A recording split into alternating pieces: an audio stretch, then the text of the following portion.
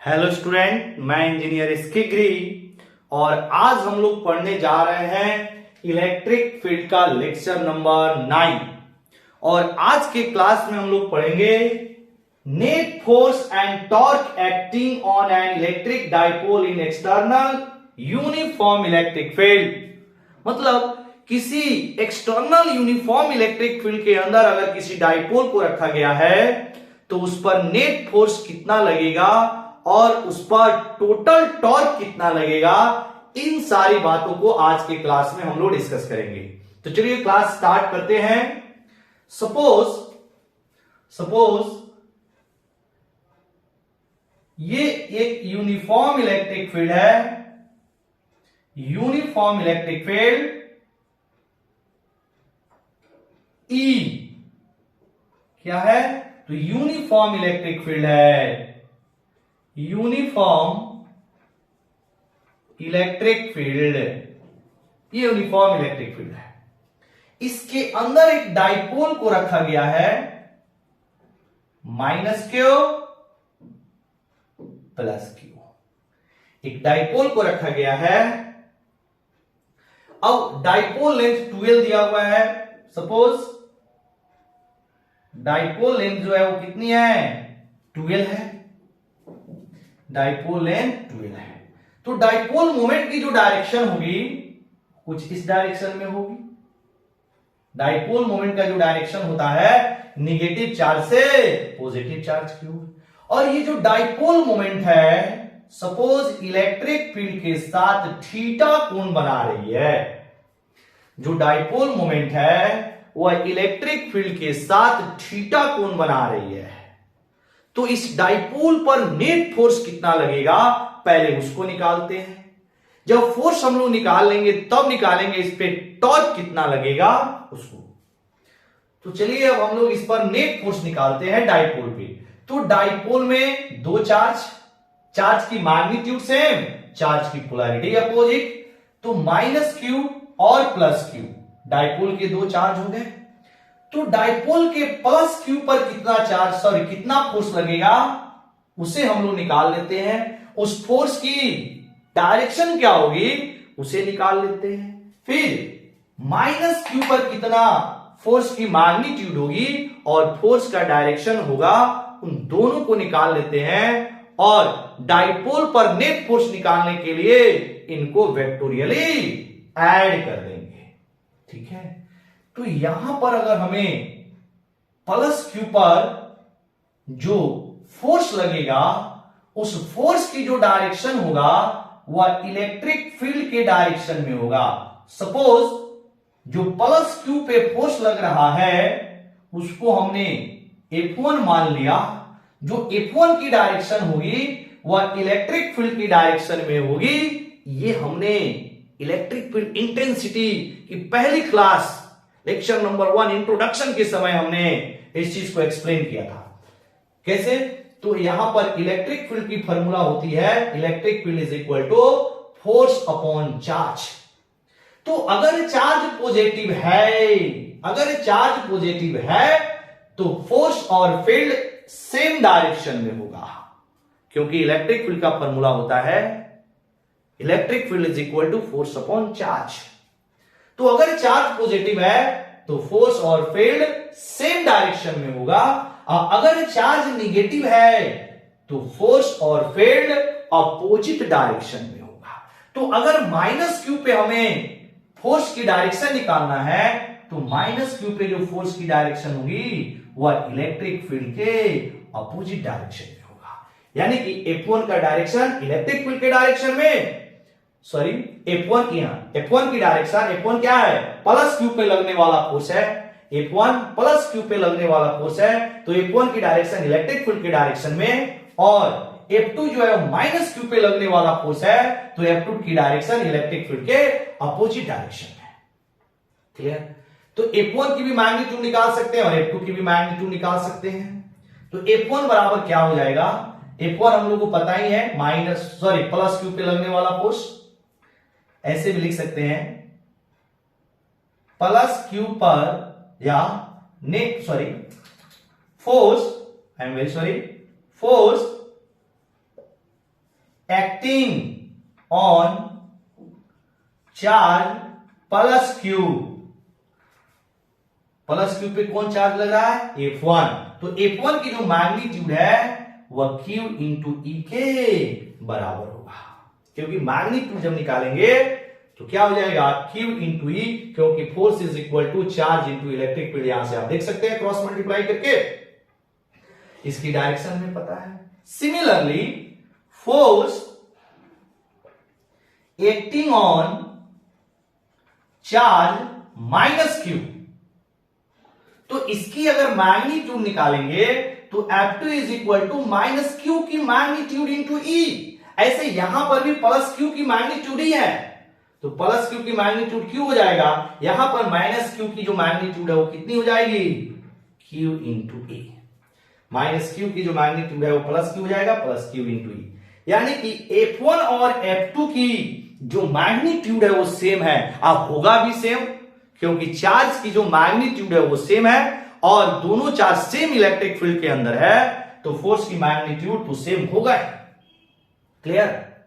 तो अब अगर डाइपोल पर नेट फोर्स निकालना है, अगर हमें डाइपोल पर नेट फोर्स निकालना है तो दोनों फोर्स को वेक्टोरियली जोड़ देंगे। यहां पे लिखेंगे now net force on electric dipole is, तो F1 की डायरेक्शन राइट साइड में और F2 की डायरेक्शन लेफ्ट साइड में, दोनों एक दूसरे पर 180 डिग्री के एंगल बना रहे हैं। दोनों एक दूसरे के साथ 180 डिग्री के एंगल बना रहे हैं। तो जब दो वेक्टर 180 डिग्री के एंगल पे होते हैं तो रिजल्टेंट होता है बिगर वेक्टर माइनस स्मॉलर वेक्टर। लेकिन इस दोनों की मैग्नीट्यूड क्या है? सेम है, तो किसी वेक्टर को किसी वेक्टर से माइनस कर देंगे, तो आप F1 माइनस F2 लिखिए या F2 माइनस F1 लिखिए, दोनों से सेम ही आंसर आएगा, क्योंकि दोनों की मैग्नीट्यूड क्या है? सेम है। तो ये आ जाएगा आपका F1 minus F2 is equal to QE minus QE, this is equal to 0। यानी कि किसी डाइपोल पर जो नेट फोर्स लगता है, किसी डाइपोल पर जो नेट फोर्स लगता है वह 0 होता है। कब? जब वह यूनिफॉर्म इलेक्ट्रिक फील्ड के अंदर रखा गया हो तब। तो यहां पर लिख सकते हैं if an electric dipole is placed in an uniform external electric field, then net force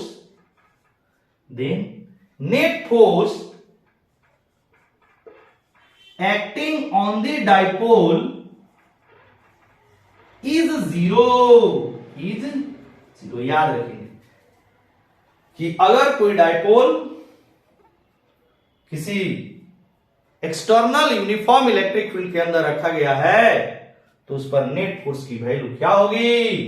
0 होगी। तो नेट फोर्स तो निकल गया। अब हम लोग टॉर्क निकालेंगे कि टॉर्क की वैल्यू क्या होगी अगर डाइपोल एक्सटर्नल इलेक्ट्रिक फील्ड के अंदर रखा गया है, तो इस पे टॉर्क कितना लगेगा इसको निकालते हैं। तो आप इसको पॉज करके नोट कर लीजिए, आप इसको पॉज करके नोट कर लेंगे, आप इसे पॉज कीजिए, नोट कीजिए।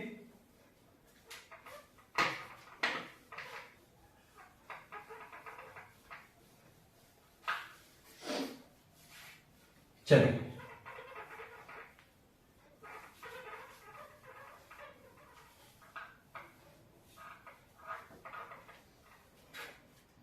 यहां पर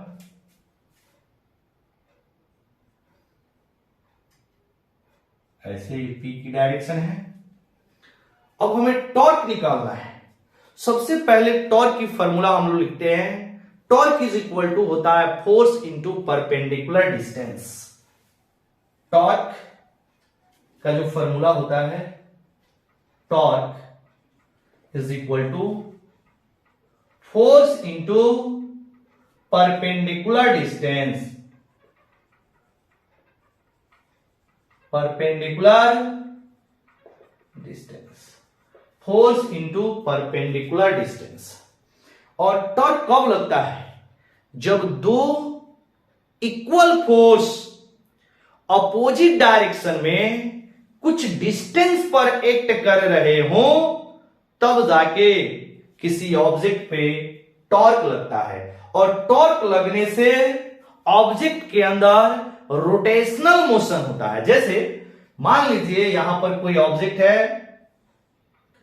अब इस ऑब्जेक्ट पे अगर दो इक्वल फोर्स अपोजिट डायरेक्शन में कुछ डिस्टेंस पर एक्ट कर रहे हो, मतलब ऐसा नहीं कि दोनों सेम लाइन के अलोंग एक्ट कर रहे हो, तो इससे टॉर्क प्रोड्यूस नहीं होगा। दोनों फोर्स कुछ डिस्टेंस पर एक्ट कर रहे हो, सेम मैग्नीट्यूड और अपोजिट डायरेक्शन का, तो इस पर एक टॉर्क प्रोड्यूस होगा। और ये जो टॉर्क है ऑब्जेक्ट के अंदर रोटेशनल मोशन लाएगा।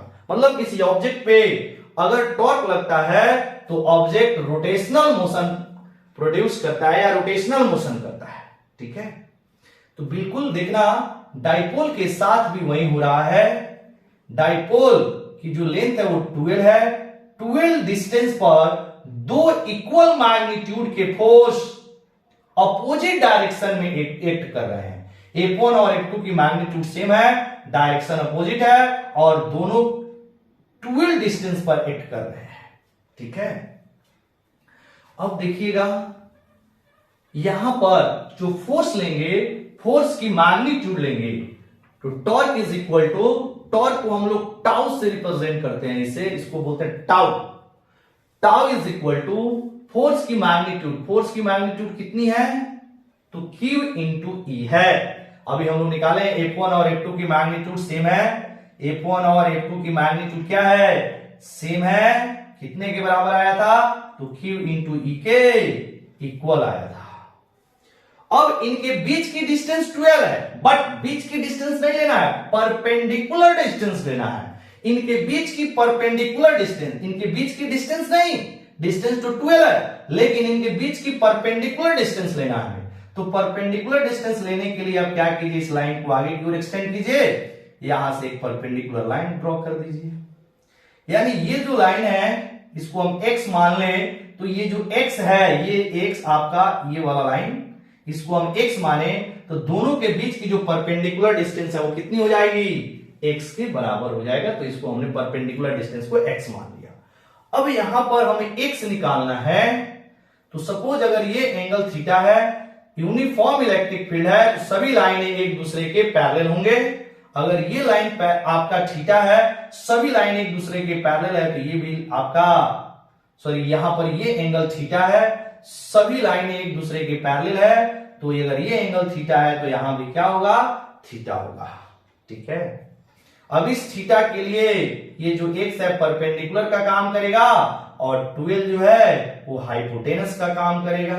तो यहां पे आप साइन थीटा यूज करके, sine theta is equal to क्या हो जाएगा? x divided by 12, perpendicular divided by hypotenuse. तो यहां से आप चाहें तो x निकाल सकते हैं 12 साइन थीटा। तो x इज इक्वल टू हो जाएगा 12 साइन थीटा। मतलब F1 और F2 के बीच की जो परपेंडिकुलर डिस्टेंस है वो हो जाएगा 12 sine theta. The torque is equal to Q into E, और जो x है उसकी जगह पे लिखेंगे 12 sine theta.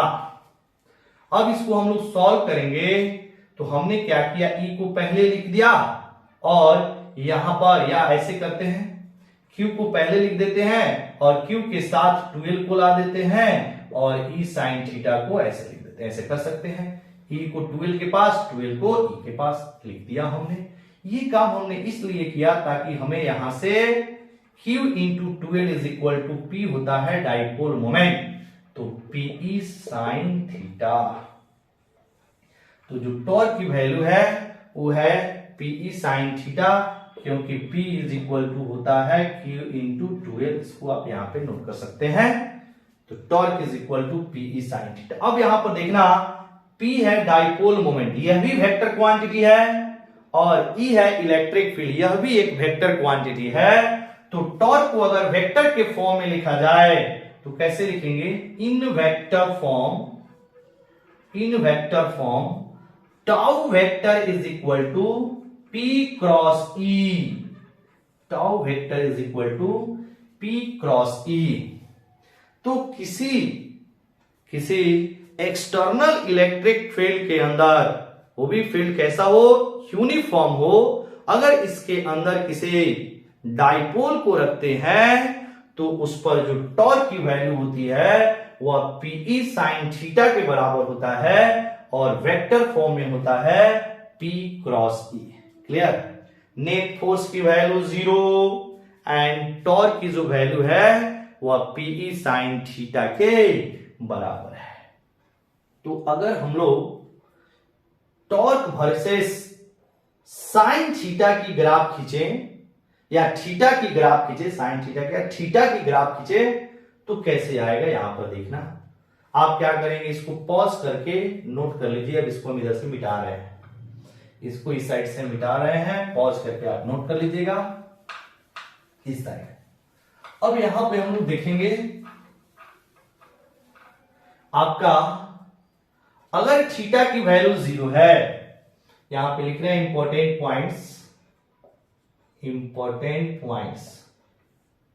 Number 1, if theta is equal to 0, theta 0 का मतलब है इलेक्ट्रिक फील्ड और डाइपोल मोमेंट सेम डायरेक्शन में है, या आप लिख सकते हैं if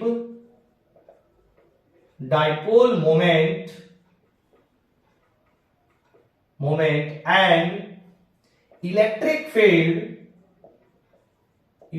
field are in same direction, that is theta is equal to 0। Same direction में होगा तो थीटा 0 होगा, और थीटा 0 का मतलब साइन 0, और साइन 0 0 देता है, तब टॉर्क की वैल्यू क्या होगी? 0 हो जाएगी। Then torque acting on dipole becomes 0। Torque acting on the dipole becomes 0, क्योंकि थीटा 0 हो गया तो टाउ बराबर क्या हो जाएगा? पीई साइन 0, और साइन 0 क्या देता है? 0 देता है। तो जब डाइपोल मोमेंट और इलेक्ट्रिक फील्ड सेम डायरेक्शन में होगा तो टॉर्क हो जाएगा 0 के बराबर। सेकेंड नंबर, अगर दोनों परपेंडिकुलर हो, मतलब डाइपोल मोमेंट और इलेक्ट्रिक फील्ड दोनों एक दूसरे के परपेंडिकुलर हो, इसका मतलब है कि थीटा का मान 90 डिग्री हो जाएगा, और थीटा जब 90 डिग्री होगा तो sine theta 90 degree, this is equal to 1, और उस समय जो साइन होता है वो मैक्सिमम वैल्यू पे होता है। मतलब साइन अगर 90 डिग्री है तो वह अपने मैक्सिमम वैल्यू पर है, क्योंकि थीटा जब आपका 90 डिग्री हो जाएगा तो साइन 91 होगा, और साइन की जो मैक्सिमम वैल्यू होती है वो 1 होती है। उस समय जो टॉर्क मिलेगा वो मैक्सिमम टॉर्क मिलेगा। कब? जब डाइपोल मोमेंट और इलेक्ट्रिक फील्ड क्या हो जाए? डाइपोल मोमेंट और इलेक्ट्रिक फील्ड एक दूसरे के परपेंडिकुलर हो जाए। यहां पर इस लाइन को लिख सकते हैं, if dipole moment and electric field are perpendicular to each other, then perpendicular to each other, यहां आप लिखना that is theta is equal to 90 degree, then torque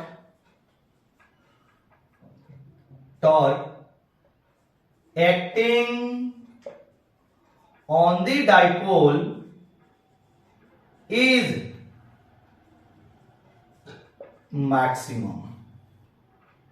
मतलब टाउ मैक्सिमम कितना होगा, तो पीई साइन 90 के बराबर, और साइन 90 कितना होता है 1, तो टाउ मैक्स की जो वैल्यू होगी, मैक्सिमम जो टॉर्क होगा वह P इंटू ई के बराबर होगा। अब यहां पर ही देखना जरा, अगर अपोजिट डायरेक्शन में हो, मतलब डाइपोल मोमेंट और इलेक्ट्रिक फील्ड अपोजिट डायरेक्शन हो, इसका मतलब है थीटा की वैल्यू क्या हो जाएगी 180 डिग्री। 180 डिग्री पर साइन 0 देता है, मतलब फिर से जो टॉर्क है वो क्या हो जाएगा 0 हो जाएगा। मतलब टॉर्क दो केस में 0 होगा, जब डाइपोल मोमेंट और इलेक्ट्रिक फील्ड सेम डायरेक्शन में हो, या डाइपोल मोमेंट और इलेक्ट्रिक फील्ड अपोजिट डायरेक्शन में हो। तो दो केस में इसमें 0 होगा। तो यहां पर इस लाइन को एक साथ भी लिख सकते हैं, यहां पर electric dipole moment and electric field are in same direction, that is theta is equal to 0, and dipole moment and electric field are in opposite direction, theta is equal to 180 degree, then torque acting on the dipole becomes 0। दो case में 0 होगा, जब electric field और dipole moment same direction होगा उस समय भी torque 0 होगा, और जब आपका इलेक्ट्रिक फील्ड और डाइपोल मोमेंट ऑपोजिट डायरेक्शन में होगा तब भी इसकी वैल्यू 0 होगी। ठीक है, अब आपका यहां से इसको मिटा रहे हैं, आप जरा इसको पॉज करके नोट कर लीजिए, ये छोटे छोटे पॉइंट है, इसको आप नोट करते रहेंगे। एक और केस है, तीसरा केस, अपोजिट डायरेक्शन में भी लिख दे रहे हैं, पॉज करके नोट कर लीजिएगा। अपोजिट डायरेक्शन वाला भी लिख दे रहे हैं। टाउ मैक्स की वैल्यू P इंटू ई के बराबर होगा। कब होगा, जब इलेक्ट्रिक डाइपोल मोमेंट और इलेक्ट्रिक फील्ड एक दूसरे पर परपेंडिकुलर होगा, तो टॉर्क की वैल्यू मैक्सिमम होगी। तीसरा point, if electric dipole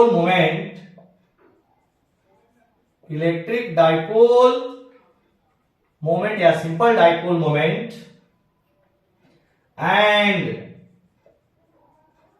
electric field are in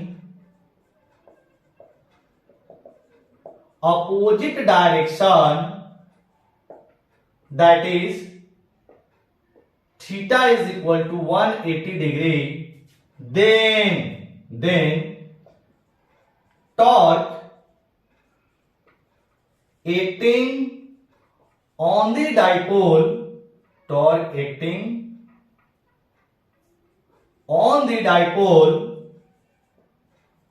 is 0।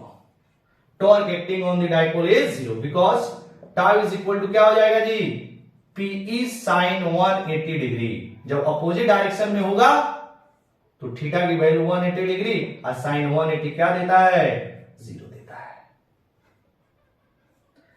चौथा नंबर क्या है, जब आपका इलेक्ट्रिक फील्ड और डाइपोल मोमेंट के बीच का जो एंगल है वह 270, अगर 270 डिग्री हो जाए तब जाके जो वैल्यू है वह -1 के बराबर होगा, और -1 साइन जो होता है वो मिनिमम होता है, मतलब उस समय टॉर्क की जो वैल्यू होगी वह मिनिमम होगी। क्या लिख सकते हैं यहां पर, if the direction if the angle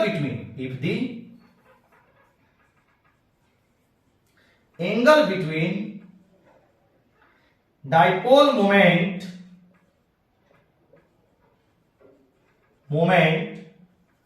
and electric field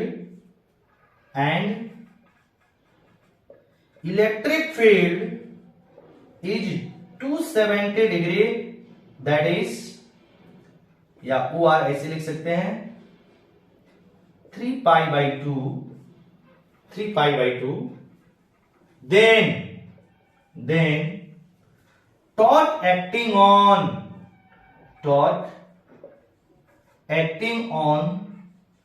the dipole is minimum,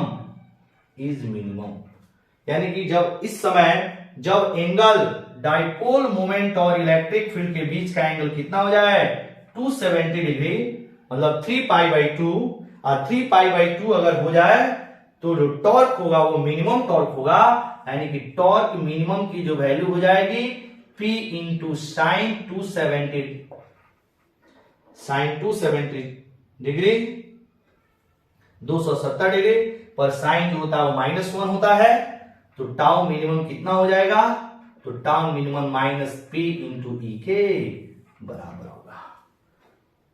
अब इन सारी बातों को एक साथ देखकर अगर हमें ग्राफ प्लॉट करना हो तो ग्राफ कैसे होगा देखिएगा जरा। ग्राफ की जो वैल्यू आएगी वो कुछ इस तरह का आएगा, ऐसे मान लीजिए इधर आपका टॉर्क है, इधर आपका एंगल थीटा है, तो कुछ ग्राफ साइन नेचर का होगा ऐसे, मतलब यहां पर मिनिमम टॉर्क बराबर -P इंटू ई के बराबर, और यहां पर टॉर्क मैक्सिमम होगा P इंटू ई के बराबर। टॉर्क मिनिमम टॉर्क रेस लिख रहे हैं यहां पर, टॉर्क मिनिमम -P इंटू ई, ये आपका कितना हो गया 0, π/2, पाई 3π/2 एंड सो ऑन, इस तरह से टॉर्क की वैल्यू मैक्सिमम मिनिमम 0, इस केस में ऐसे आएगा। अब ये था आपका किसी भी यूनिफॉर्म एक्सटर्नल इलेक्ट्रिक फील्ड के अंदर किसी डाइपोल को रखते हैं तो उस पर नेट फोर्स और नेट टॉर्क की जो वैल्यू है वो इस तरह हम लोग निकालेंगे। चलिए इस पे एक छोटा सा क्वेश्चन करते हैं, आप पॉज करके इसको नोट कर लीजिए। चलिए इस पे एक छोटा सा क्वेश्चन करते हैं।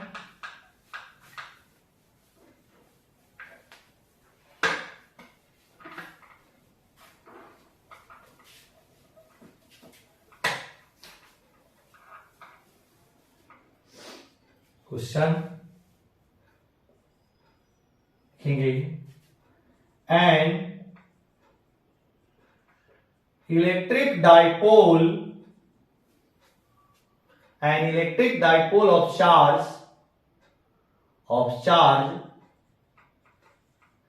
charges +5 microcoulomb and -5 microcoulomb are placed in an uniform external electric field,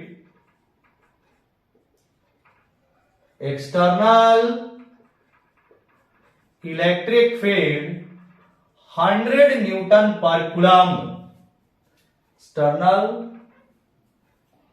uniform external electric field 100 Newton per coulomb. List of the length of dipole is 10 centimeter. Full stop. If the angle made by dipole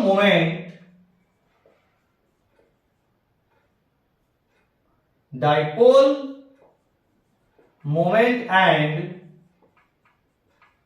electric field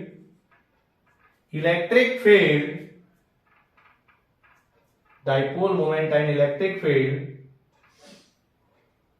are 30 degree, then find net force and torque acting on the dipole. तो ये है question. सबसे पहले फिर से हम बोले हैं कि अगर आपको फिजिक्स की न्यूमेरिकल अच्छे से करना है तो आप सबसे पहले क्वेश्चन को पढ़ के गिवन लिख लीजिए। गिवन लिखते ही हमें क्या निकालना है उसको लिख लीजिए। जैसे इस दोनों को लिखेंगे अपने आप आपको पता चलेगा कौन सा फॉर्मूला यूज करेंगे जिससे कि हमारा जो अननोन वैल्यू है वो निकल सके, जो हमें निकालनी है वो आसानी से निकल जाए। क्लियर? तो सबसे पहले हम लोग डाइपोल की जो चार्ज दिया है उसे लिखते हैं, और हमेशा जब भी चार्ज लिखेंगे डाइपोल के चार्ज की मैग्नीट्यूड को लिखेंगे। तो मैग्नीट्यूड हमेशा पॉजिटिव होता है, तो Q की जो वैल्यू है वो हो जाएगा 5 microcoulomb. This is equal to 5 into 10 raise to the power -6 coulomb. इसके बाद यूनिफॉर्म इलेक्ट्रिक फील्ड की वैल्यू दिया है, E की वैल्यू दिया है 100 न्यूटन पर कूलम। क्वेश्चन पढ़ते जाएंगे लिखते जाएंगे। इलेक्ट्रिक फील्ड की जो वैल्यू है वो कितना दिया है? 100 newton per coulomb. Length of the dipole is generally taken as 12 is equal to 100 centimetre. अब सेंटीमीटर को मीटर में बदलिए, 10 into 10 raise to the power -2 metre. Find the angle made by dipole moment and find the नहीं, if the angle made by dipole moment and electric field are 30 degree, मतलब theta की value दिया हुआ है 30 degree, then find net force is equal to what and torque is equal to what. यही तो निकालना है हमें। दिया हुआ है Q की वैल्यू, 12 की वैल्यू, E की वैल्यू, थीटा की वैल्यू, और आपको नेट फोर्स और टॉर्क निकालनी है।